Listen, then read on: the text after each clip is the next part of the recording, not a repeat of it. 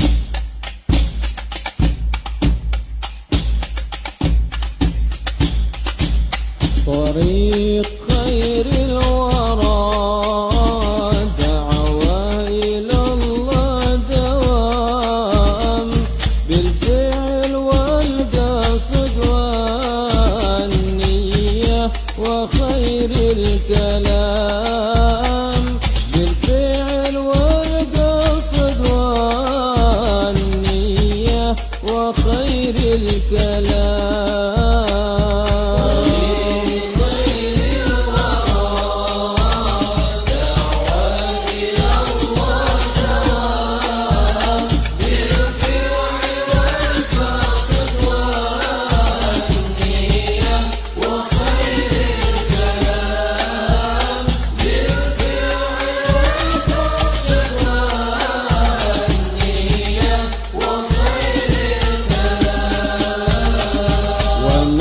تبع للنبي يرقى إلى على مقام هيا انشروا يا جماعة دعوته في الأنام بالشرق والغرب والبكرة وجنح الظلام وأبذل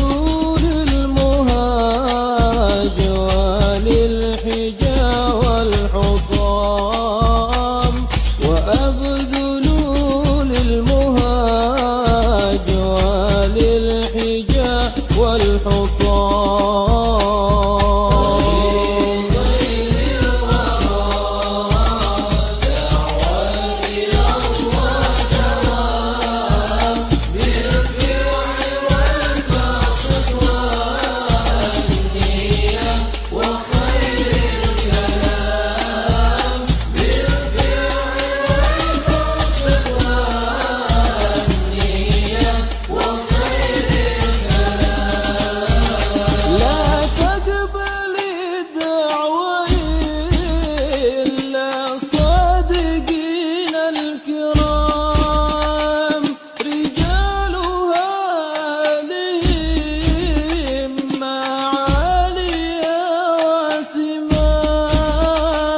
يقفون سعي النبي إمام بعده إمام قاموا بحق الرسالة والهدى حسن قيام خير الورى دعوة إلى الله دوام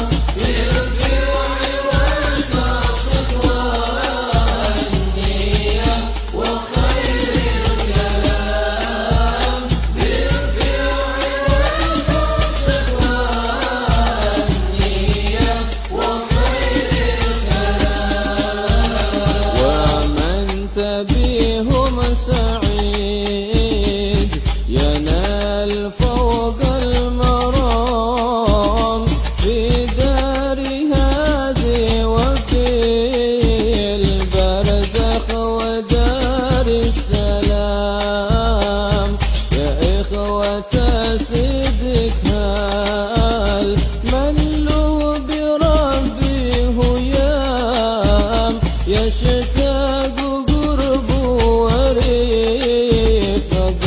خير كل الأنام يشتاق قرب ورفق خير كل الأنام خير الورى دعوة إلى الله دوام بالفعل والقصد والنية وخير الكلام بالفعل والقصد والنية وخير الكلام ويشرب الكاس صافي من الشريف المدام في حضرة القدس ساعة فكل من استقام هيا سرانا الحقير ركب ثقات العظام تأملوا نظم قولي واسمعوا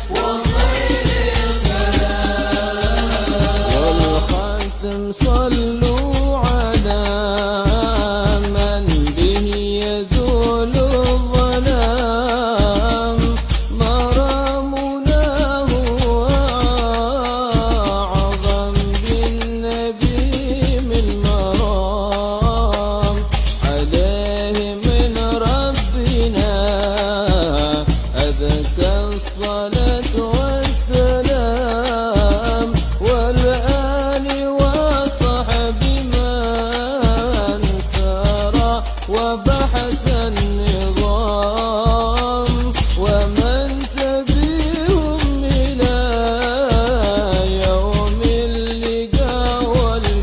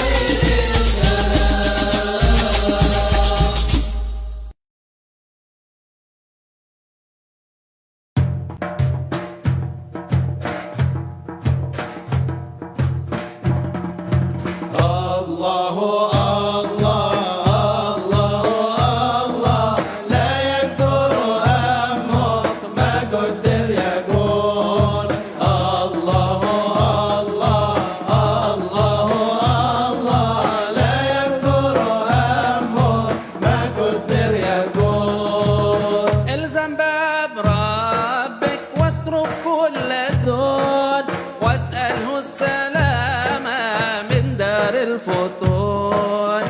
الزم باب ربك واترك كل دون واسأله السلامة من دار الفتون.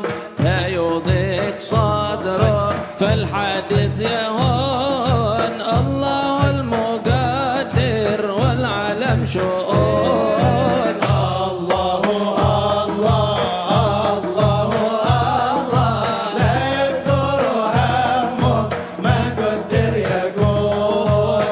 الله الله الله لا يكثر همه ما قدر يقول. فكرك واختيار رداه ما وراك والتدبير أيضا واشهد من براك. فكرك واختيار رداه ما وراك والتدبير أيضا واشهد من براك. مولاك المهيمن إنه يراك فوت له أمورك واحسن في الظنون. الله الله الله لا يكثر همك ما قدر يكون. الله الله الله لا يكثر همك ما قدر يكون. الأول موقف قوله ذي الحماك يعترف على الله الذي خلق. الأول موقف قوله ذي الحماك يعترف على الله الذي خلق وقضى وقدر كل شيء بحق. يا قلبي تنبه واترك المجون. الله لا يكثر همك. آله وصحبه أجمعين. أما بعد، نوينا التعلم والتعليم وتذكر التذكير النفع الانتفاع والإفادة والاستفادة والحث على التمسك بكتاب الله وسنة نبيه والدلالة إلى الخير والدعاء إلى الهدى ابتغاء مرضات الله وقربه وثوابه. Amin. Allahumma amin. Pelajar yang belum buka kameranya mohon dibuka kameranya supaya kita nak membayangkan kita sedang bermuwajahah dalam satu majelis, dan memang adab dalam majelis ini adalah muwajahah dan musyafahah. Muwajahah berhadapan, musyafahah mendengar langsung. Ma la yudrak kulluh la yutrak kulluh.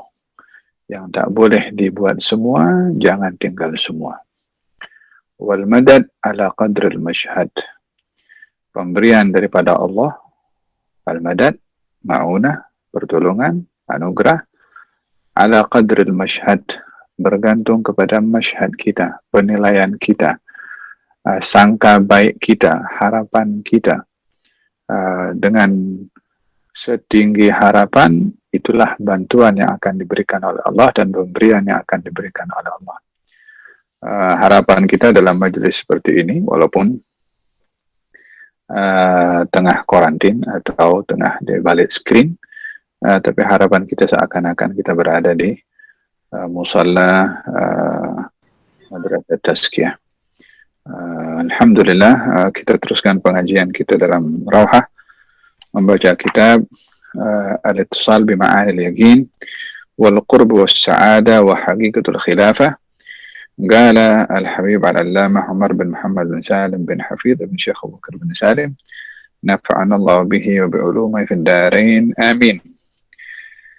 فمن أكرمه الله بعين اليقين فصارت الغيبيات كالمشاهدات المحسوسات عنده عبد الله بعد ذلك على اللذة والطمأنينة والبصيرة. Dan barang siapa yang dianugerahkan oleh Allah Subhanahu wa Ta'ala dengan kemuliaan ainul yaqin, sehingga dengan ainul yaqin itu perkara-perkara gaib nampak syahadah, nampak jelas, nampak dapat dikesan, jelas, terang.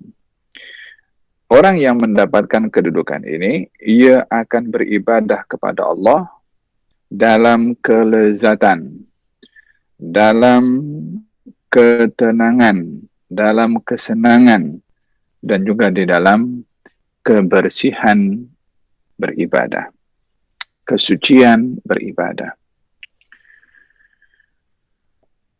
Kita dalam pembahasan yang lalu memperbahaskan tentang keyakinan, yang itu adalah kemantapan hati, kekuatan hati, kepercayaan hati kepada apa yang dijanjikan oleh Allah Subhanahu wa Ta'ala.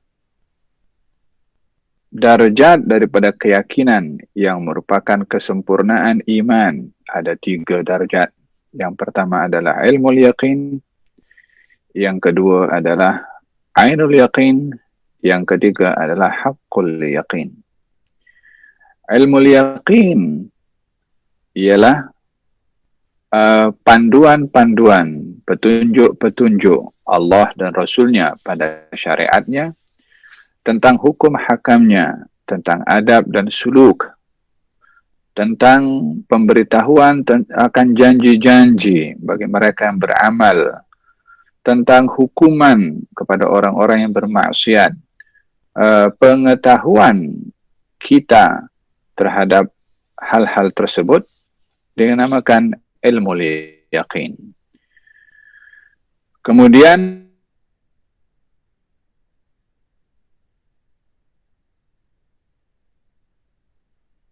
bila seseorang itu melakukan apa yang ia ketahui, adab-adab daripada hal-hal yang bercanggah dengan adab, maka akan dianugerahkan oleh Allah dengan ainul yaqin. Ainul yaqin ini mengubah perasaan di dalam hati dan jiwa pada muamalah kita dengan Allah Subhanahu wa Ta'ala, sehingga apa yang Allah ceritakan di dalam Al-Quran, apa yang Nabi sampaikan di dalam hadis, yang ianya terkait dengan al-ghaibiyat, hal-hal yang gaib, ianya adalah lebih mantap kedudukannya dalam hati dan jiwa kita. Sehingga tiada sama sekali keraguan-raguan dalam hati atas apa yang telah dijanjikan dan diceritakan, walaupun ianya gaib daripada mata kepala kita.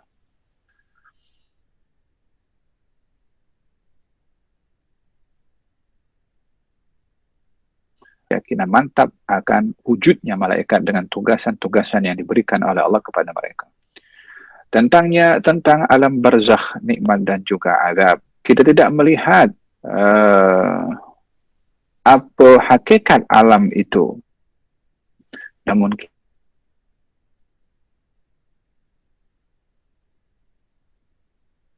kita yakin alam itu wujudan, alam barzakh, pada nikmat dan juga hukuman, full, mutlak dan tiada lagi keraguan-raguan. Iman kita tentang adanya hari akhirat, tentang sirat, tentang syurga, tentang neraka, kesemua itu adalah menjadi nyata di hadapan hati yang murni, yang dipenuhi dengan ainul yaqin, sehingga melihat hal yang gaib yang diberitakan dalam Al-Quran dan juga dalam hadis, seakan-akan ia menjadi nyata dan jelas, menggunakan oleh mata dan telinga kita. Ini ainul yaqin. Untuk mendapatkan ainul yaqin, istiqamah pada ilmu yaqin. Kemudian kata Al-Habib Al-Allamah Umar bin Muhammad bin Salim bin Hafidh pada kitabnya ini, setelah seseorang dianugerahi oleh Allah dengan ilmu yaqin dan ainul yaqin, maka bila dijalankan ainul yaqin tadi dengan sungguh-sungguh, maka akan dianugerahkan oleh Allah dengan haqqul yaqin. Apakah haqqul yaqin itu? Haqqul yaqin adalah at-tuma'ninah dalam ibadah, al-ladzah dalam ibadah. Yakni tidak lagi ibadah itu dilihat sebagai satu taklif yang menyusahkan, yang memberatkan, tetapi dilihat ibadah satu kenikmatan, ibadah satu kelezatan. Dianugerahkan oleh Allah manisnya ibadah, dianugerahkan oleh Allah manisnya salat, dianugerahkan oleh Allah nikmatnya puasa, dianugerahkan oleh Allah nikmat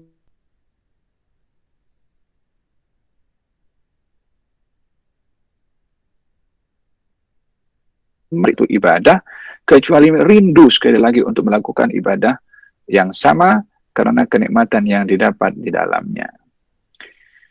Demikian tanda seseorang dianugerahkan oleh Allah haqqul yaqin. Oleh sebab itu baginda Rasulullah sallallahu alaihi wasallam bersabda, "Wa ju'ilat qurratu 'aini fis shalah." Dijadikan untuk aku qurratu 'aini, punca kenikmatan, punca kelezatan pada salat. Yakni ketika beribadah tu tidak lagi melihat ibadah ini satu paksaan, satu perintah yang menguji menguji kesungguhan kita, menguji keinginan kita. Mungkin seseorang itu tidur tapi diperintahkan untuk salat, maka dia merasa berat. Bila merasa berat dalam ibadahnya tadi, belum sampai kepada peringkat haqqul yaqin, di mana ketika beribadah itu dengan semangat, dengan sungguh-sungguh, dan merasa manisnya ibadah. Itulah kedudukan daripada haqqul yaqin. Walihada qala ba'd as-salihin, di antara mereka adalah ketika seorang bernama Abbad ibnu Bishr dan juga Abbad ibnu Bishr dengan Usaid ibnu Hudhair. Usaid ibnu Hudhair satu hari pernah ditugaskan oleh Nabi SAW untuk menjadi spy di satu lereng bukit di dalam satu peperangan, kalau tidak silap saya peperangan Al-Hamra'ul Asad atau Hamra'ul Asad. Hamra'ul Asad nama kawasan di berhampiran dengan kota Madinah. Ketika kaum muslimin berada di kawasan itu, di waktu malam, baginda tugaskan 2 orang untuk memantau keadaan. Macam radar lah kalau sekarang ada kamera CCTV. Tapi masa itu ditugaskan sebagai tugas pengawalan 2 orang sahabat, Abbad ibn Bishr dan juga Usaid ibn Hudhair. Di waktu malam, ketika mereka berpakat satu dengan yang lain untuk mengagihkan shift kerja malam sebagai pengawas kepada 2 shift. Satu daripada awal malam sampai pertengahan malam, satu lagi daripada pertengahan malam sampai pagi. Setelah mereka berpakat salah satu daripada mereka akan menjaga di awal malam, maka berdirilah salah seorang daripada mereka untuk qiyamul lail, yang lain tidur. Yani yang akan ambil alih tugas daripada tengah malam sampai pagi, rehat di awal malam. Yang satu lagi bertugas mengawal, tetapi pengawasan kawalan itu diisi dengan sholat. Yani sambil sholat mengawasi keadaan. Jadi nampaklah di saat sedang sholat, saya ingat yang sholat itu Usaid ibn Hudhair, ada musuh yang sedang mengintai daripada jauh dan ingin masuk ke kemah kaum muslimin dan ingin mencari kemah Nabi Muhammad untuk membunuh kepada baginda Rasulullah. Ketika musuh ini sedang mengintai dan ingin masuk ke kawasan kemah kaum muslimin, nampak ada seorang sedang berdiri di atas anak bukit yang sedang mengawasi keadaan. Maka seorang yang mengintai tadi ingin membunuh pengawal terlebih dahulu sebelum masuk ke kawasan rehat kaum muslimin. Maka dia menghunuskan panahnya kepada salah seorang sahabat Nabi ini, Usaid bin Hudhair, yang mengenai anggota badan tetapi tidak tepat kepada bahagian yang boleh membunuh kepada dirinya. Maka sementara dalam keadaan salat, lalu kemudian panah itu mengenai kepada tubuh badannya, kemudian dicabutlah anak panah itu dan dicampakkan ke bawah, dia sambung balik salatnya. Dihunuskan panah yang kedua, kena kepada anggota yang berhampiran, diambil panah itu dibuang, sementara dia teruskan salatnya, darah mengucur banyak. Sampai 3 anak panah mengenai tubuh badannya. Akhirnya salat itu pun dipercepat dan dia salam, dikejutkanlah Abbad ibn Bishr.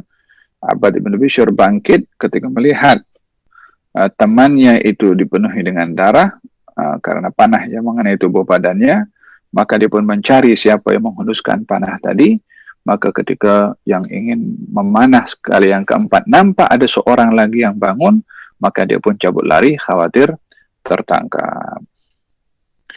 Fasyahid di sini adalah sahabat tadi yang sedang sholat terkena panah sampai 3 kali, tidak berganjak daripada tempat sholatnya.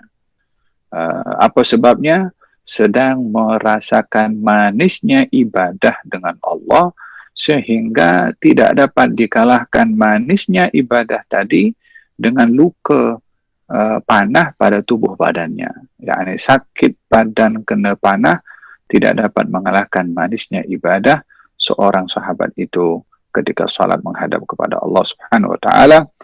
Ini satu perkara yang luar biasa dirasa oleh seseorang yang beribadah kepada Allah Subhanahu wa taala, sehingga ibadahnya itu begitu indah dan manis serta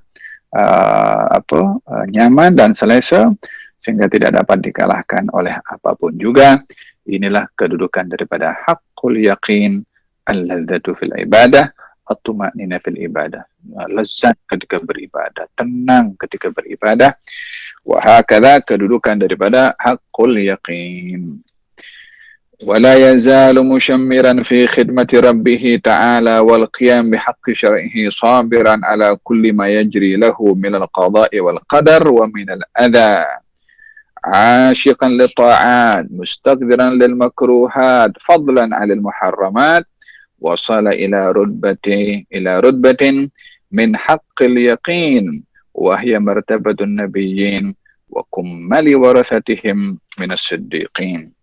Seseorang itu bila istiqamah dalam berkhidmat kepada Tuhannya dengan melakukan segala apa yang diperintahkan dalam syariatnya, sabar berhadapan dengan ketentuan qada dan qadarnya yang baik dan juga yang buruk, merasa asyik ketika berbuat taat, merasa tak suka kepada hal-hal yang makruh, apatah lagi yang haram.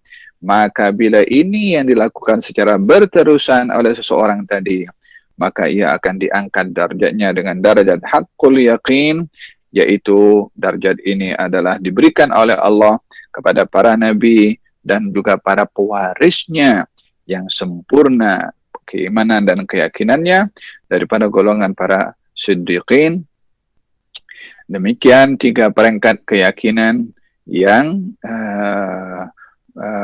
disediakan oleh Allah Subhanahu wa ta'ala: ilmu yaqin, ainul yaqin, dan haqqul yaqin. يقول الشيخ الشعراوي في تفسيره مراحل اليقين الثلاث. Syekh Muhammad Mutawalli Sya'rawi berkata dalam tafsirnya tentang darjat keyakinan. Yang pertama, ilmu yaqin. Idza akhbaraka shadiqun bi khabarin ma. Yani ilmu yaqin itu adalah perumpamaannya kalau seseorang yang amanah, yang jujur memberitahu berita kepada kita. Berita yang disampaikan oleh orang yang jujur, maka kita percaya. Kepercayaan kita kepada khabar itu namanya ilmu yaqin. Wa ainul yaqin, sementara ainul yaqin itu ialah idza ra'aita anta hadzal khabar. Kalau kamu sendiri yang melihat khabar itu. Kalau kamu sendiri tengok. Tadi dengar ada orang beritahu, yang beritahu orang ini jujur, maka kita percaya, tapi kita belum tengok. Maka orang yang beritahu kepada kita dan orang itu jujur dan kita paham dan kita yakin, ini namanya ilmul yaqin. Adapun haqqul yaqin, kalau orang yang diberitahu tengok nampak jelas.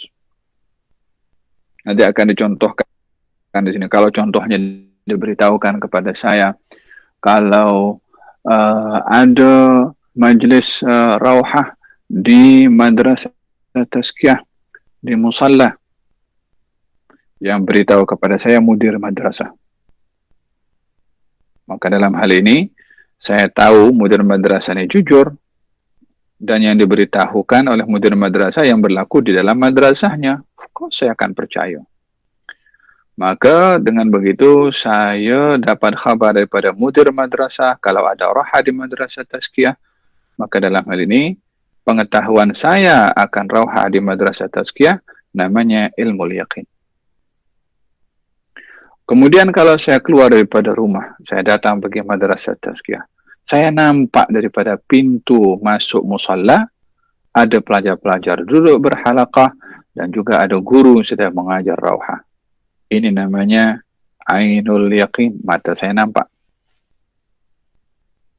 Sementara haqqul yaqin, katanya idza dakhalta wa naghamasta fi madmun wa tafasil hadzal khabar.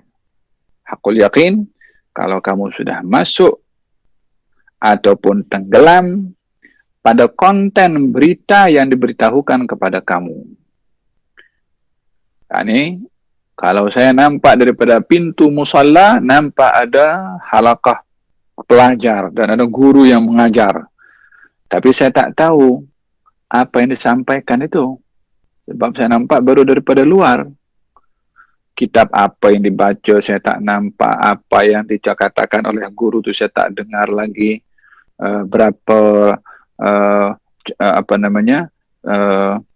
Yang lain pelajar itu pegang kitab atau tidak, pegang pen atau tidak. Di sini saya tak nampak tidak jelas. Apa sebabnya? Saya nampak daripada jauh ada pelajar dan ada guru yang mengajar. Kalau saya masuk pintu musalla madrasah tazkiyah dan saya duduk di situ, di sini saya dengar apa guru itu cakap. Saya tahu kitab apa yang diajar oleh guru itu. Saya nampak pelajar-pelajar yang hadir. Saya tahu wajah masing-masing yang hadir. Saya tahu apa yang mereka pegang daripada kitabnya, pennya, bukunya. Pengetahuan perincian ini namanya haqqul yaqin.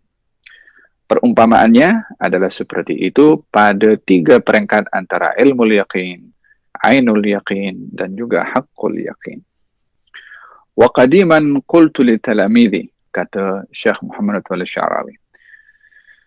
Dahulu saya pernah berkata kepada murid-murid saya, misalan perumpamaan, muhaddadan li'awdah al-fariq baina alwan al-yaqin. Saya pernah cerita dengan murid-murid saya, kata beliau, tentang macam mana nak mengetahui perbezaan darjat keyakinan.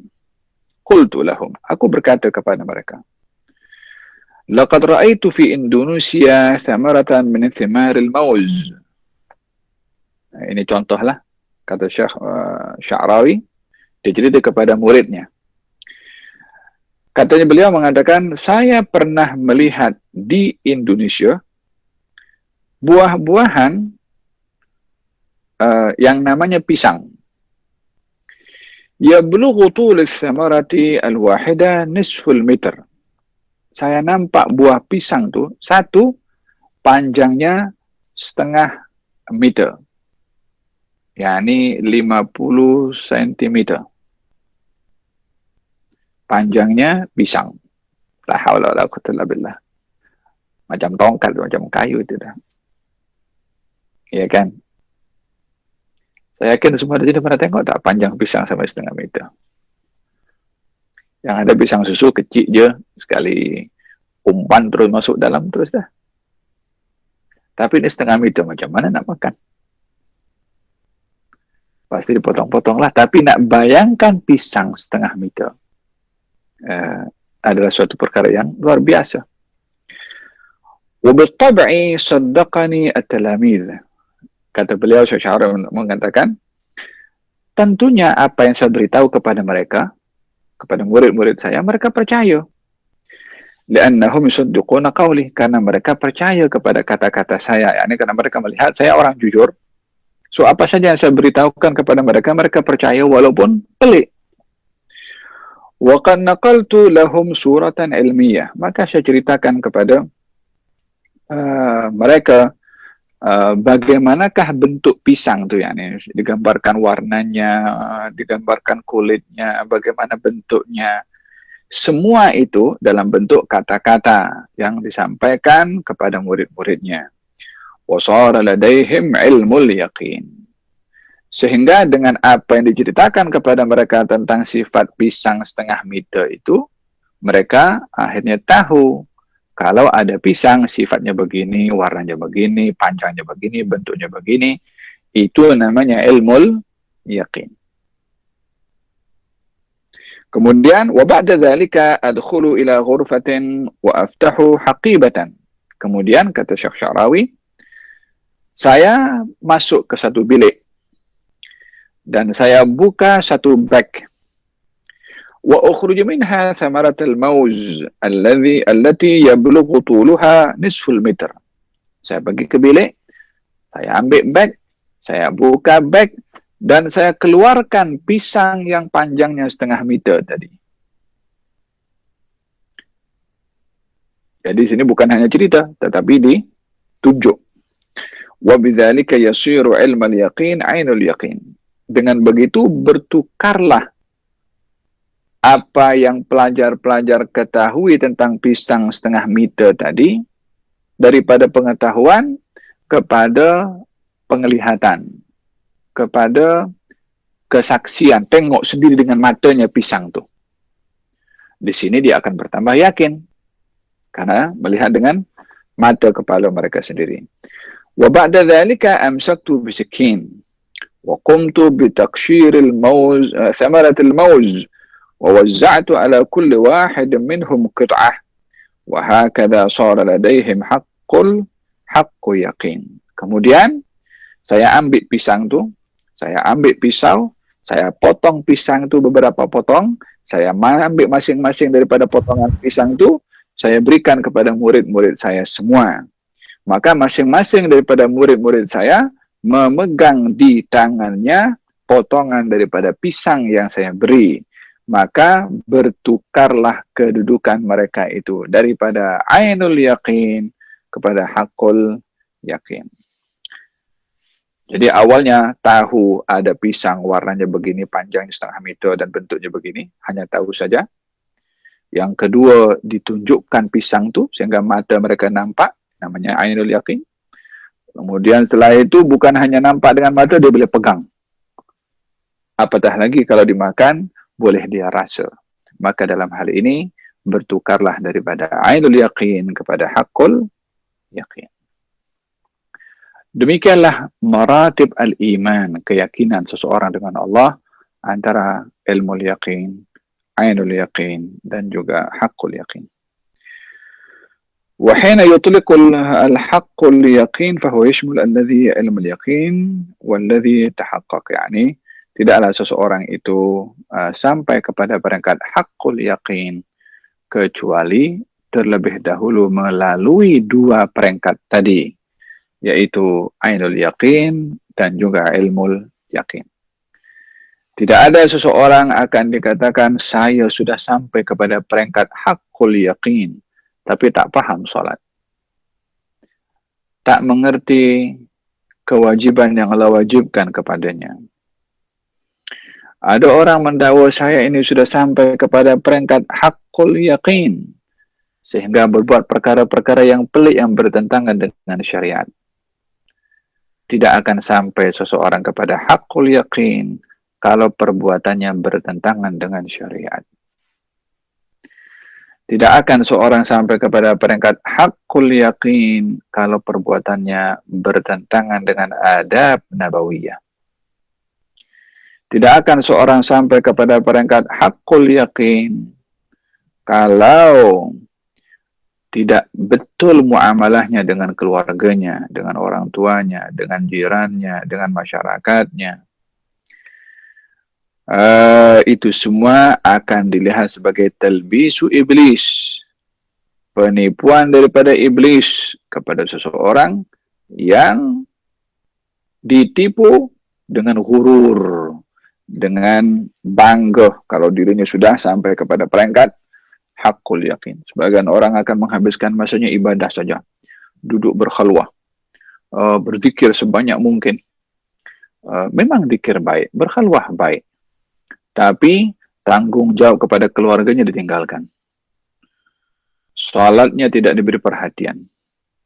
Kewajiban kepada orang tuanya tidak diberi perhatian. Dengan jirannya suka mengganggu. Melihat dirinya lebih baik daripada orang lain dengan ibadah yang ia lakukan. Oh, macam mana akan mendakwa dirinya sebagai haqqul yaqin kalau muamalahnya dengan orang lain tidak menepati syariat yang diajar oleh Nabi Muhammad SAW. Ianya adalah merupakan satu talbisu iblis, penipuan daripada iblis kepada seorang tersebut.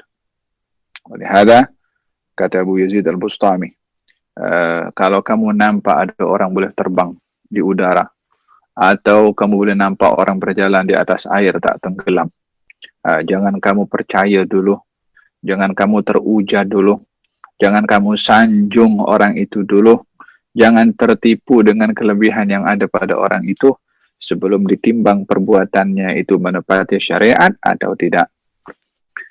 Tak boleh diukur dengan apa yang kita nampak saja sebelum dilihat perbuatannya menepati syariat atau tidak.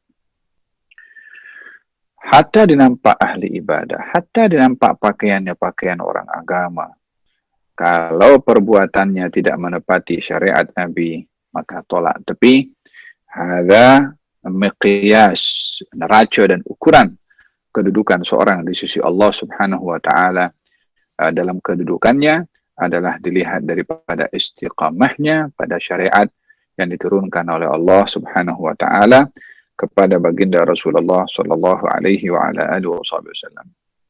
Faham dong? Hada walihada dalam kata siapa Syekh Abdul Qadir Al-Jilani qaddasallahu sirrah, ketika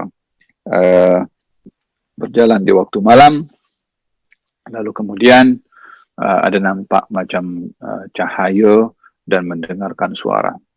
Katanya, Abdi Abdul Qadir, wahai hambaku Abdul Qadir, aku adalah Tuhanmu.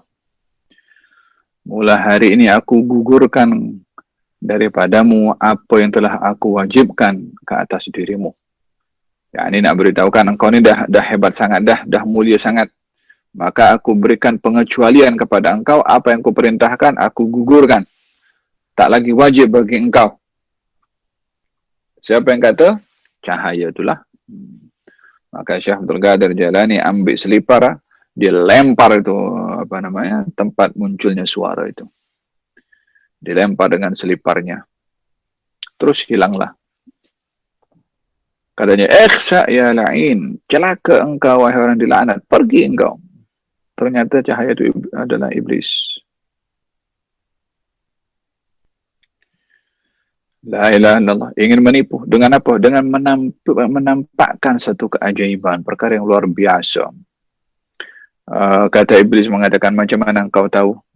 Yani kalau dirinya yang memanggil itu adalah iblis.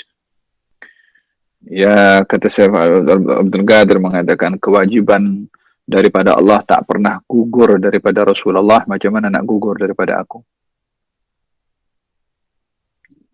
Kata iblis mengatakan, aku dah berjaya mengelirukan sekian ramai orang yang ahli ibadah dengan penipuan yang seperti itu.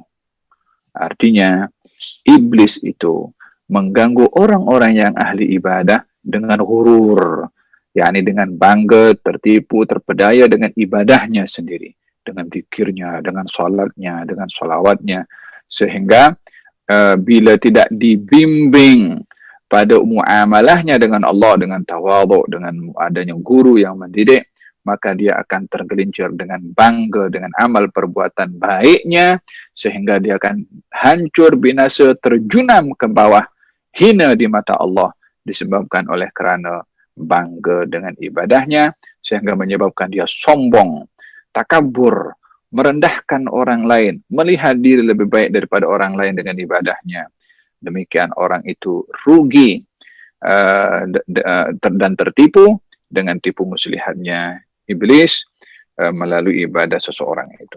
Oleh sebab yang demikian, seseorang hendaklah berhati-hati untuk tidak tergelincir dengan tipu muslihatnya iblis.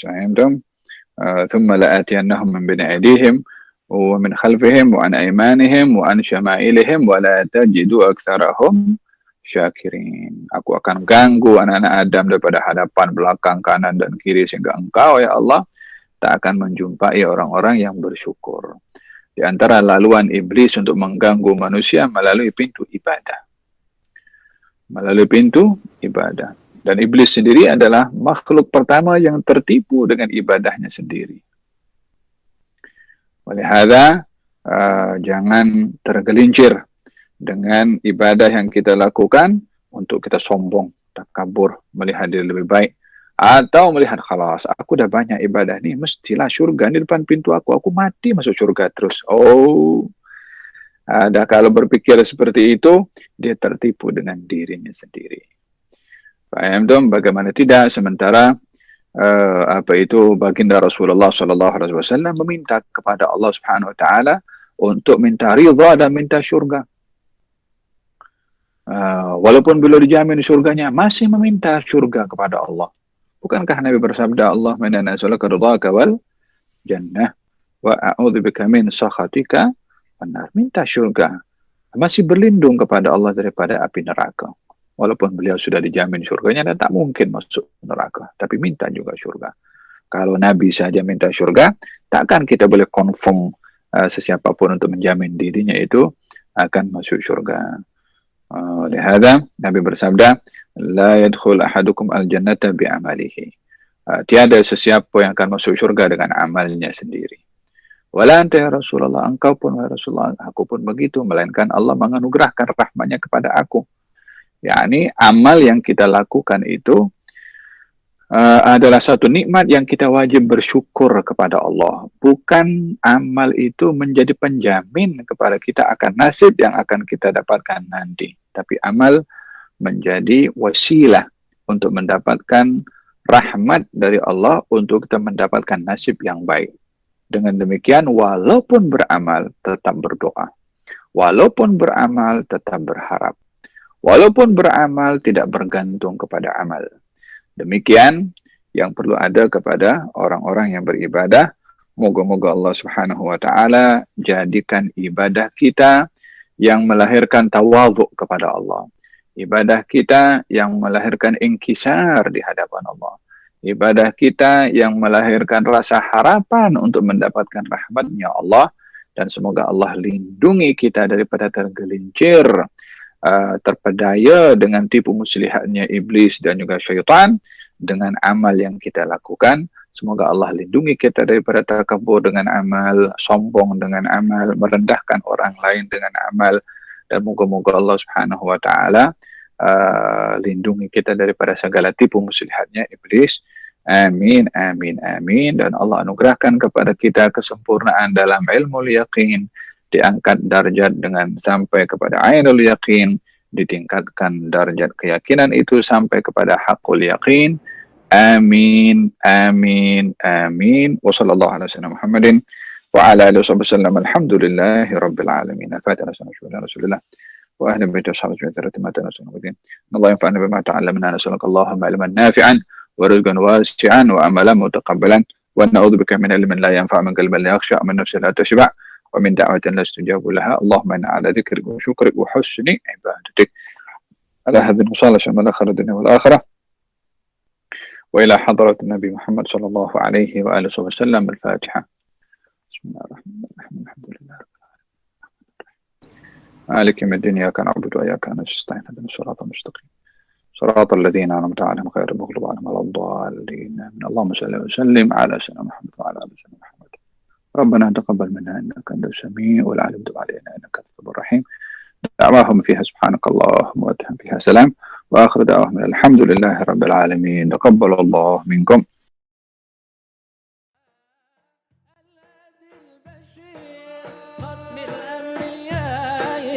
البدر المنير شرع المصطفى الهادي البشير ختم الأنبياء البدر المنير صلى الله عليه الرب القدير مريح الصبا ملاك بالوصول. الله الله الله لا يكثر همه ما قدر يقول. الله الله لا يكثر همه ما قدر يقول. لا يكثر همه ما قدر يقول. لا يكثر همه ما قدر يقول. لا يكثر همه ما قدر يكون.